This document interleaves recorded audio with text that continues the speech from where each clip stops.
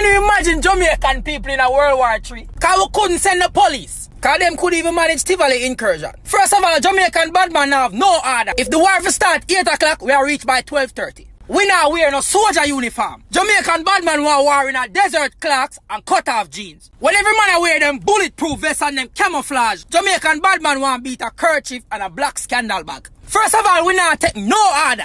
If the general say, hey, I want Unit 5 to go there down the gully, Jamaican bad man, I said, that boy, I talk to me, so I'm going to suck your mother, boy. If the rain are falling in the war, me guarantee I'm going to sell umbrella somewhere on the battlefield.